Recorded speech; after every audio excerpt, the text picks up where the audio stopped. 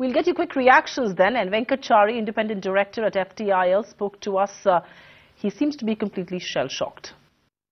My reaction is that I'm absolutely shocked by this news. So as FT is concerned, we will take stock of the situation on the 10th in our board meeting. Okay, let's get you more perspective on this big story, and we're joined by two special guests on the show this evening, Mr. BC Khatua, former FMC chairman, and Mr. RS Loona, former ED, SEBI and a corporate lawyer. Mr. Khatua, to you first, the big question that we're asking here at TT now, has it come just a bit too late? Well, I won't know. The police would be the best judge to know when is the right time to take action. And I understand that they have done the arrest now after many rounds of questioning. So I guess they have credible evidence at this point of time, and they probably didn't have that kind of linkage earlier. And therefore, it will be difficult, rather unfair on my part to make any conclusion or judgments as to why the arrests are done now and not earlier. All right, fair point indeed. But Mr. Loona, if I can throw the same question to you, in this entire 5,600 crore rupee NSEL mess, this is perhaps the biggest development that Jignesh Shah goes behind bars. Do you believe he's been given too long a rope and it's perhaps come way too late? Well, of course, investigation has taken its unduly long time. But I would say that der aaye durust aaye. In any case, it has happened. So let us welcome that at least now investigative agencies have been able to catch hold of him, and let us look forward to the better outcome out of this. Mr. Loona, a very quick question on the FT stake sale. That process has really hit a roadblock due to damning forensic report by PwC. How do you think this particular arrest impacts that troubled deal that's already in such patchy waters? Well, you see, this the arrest of Mr. Jignesh Shah is not going to result into the refund of money to the investors immediately, though this arrest is going to act as some kind of pressure on him, which will certainly make him to put across all his resources together and see that how fast he can give back the money of the investors. So I think the arrest will have its own effect to expedite the process, whereby he might be required to look at this more seriously. But nonetheless, one can very well say that we are having the case of Sahara, where, for instance, Subrata Rai is behind bars for last more than 2 months, and though they have been trying their best to comply with the court's order, they are not able to do that. The same situation can happen in case of Jignesh Shah also, that he might be in the police custody for quite some time, but that doesn't mean that the investors' money will be also coming soon. That is the point, isn't it, Mr. Khatua? The fact that, Jignesh Shah may be arrested today, but what about investors and the money that, that their legitimate money that they now need to get back? Are you hopeful at all that investors will get their money back? And what really can be done to ensure that investors get this money? Well, the police has been investigating for the last 9 months now. And apart from the culpability of individuals, or groups of individuals, the police will also be tracing the trail of the money.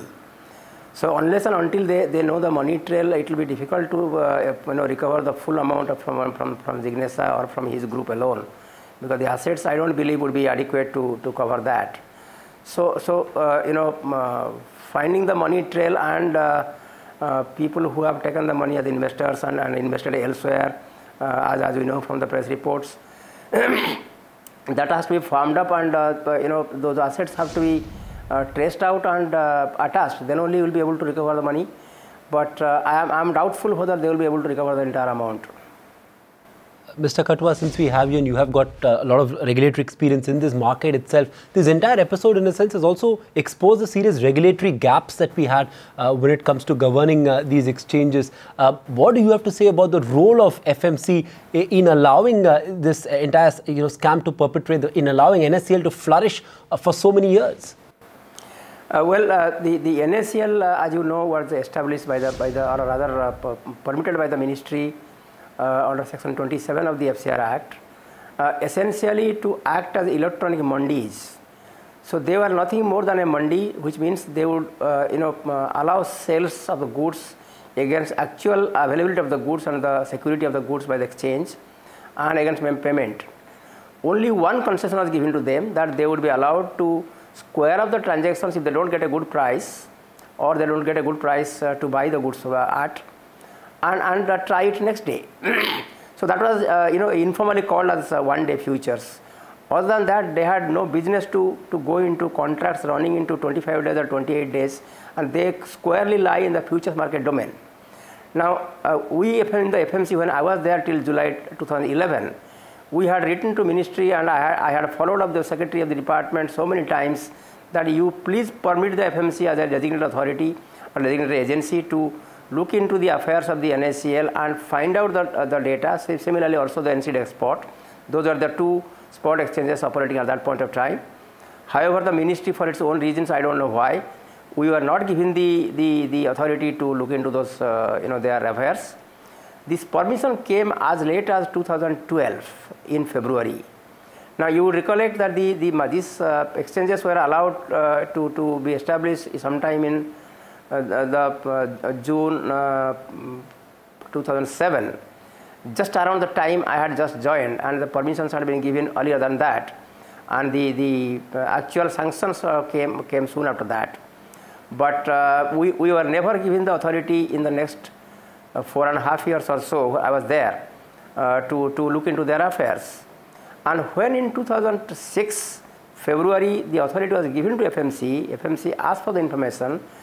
Within 15 days they came to know that this exchange is running futures contracts, which is they are not permitted because they don't have the registration from the FMC.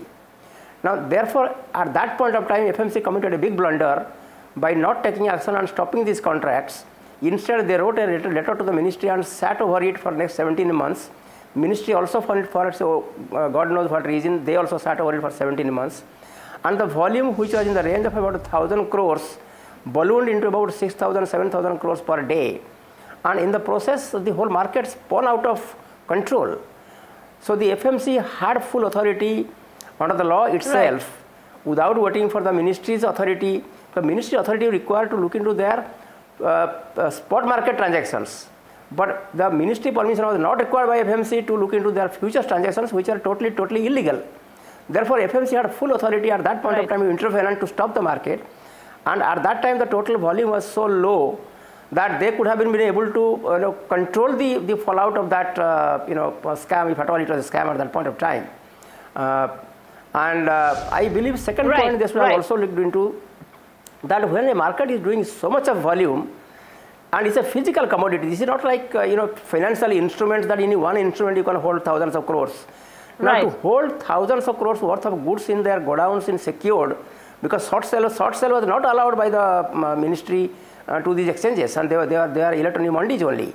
Now therefore, the 6,000, 7,000 crores worth of turnover would translate it to lakhs and lakhs of tons, which require hundreds of godowns across the country, accredited and kept under the custody of the exchange. That was simply impossible. Even the reputed brokers also should have taken note of that. So it is a complete failure of common sense that such kind of volume cannot be held in custody against such kind of a high turnover, and there is something serious.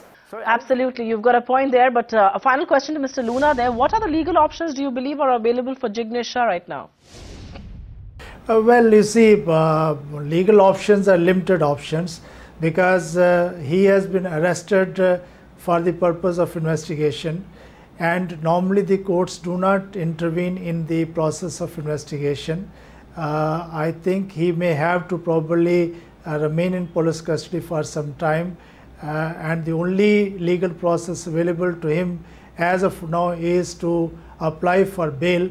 But the bail may not happen that easily, because I said that courts will normally not interfere with the investigation process, and they will allow the police to take its time to come up with the charge sheet, Mr. Loona, Mr. Khatua, thank you so much for joining in with that perspective on Business Nut. Mr. Khatua making a point there on how the FMC cannot, in a sense, give away its responsibility, and hopefully the FMC will answer why these regulatory lapses happened in the first place and why NSEL was allowed to flourish and so many investors getting duped in the process.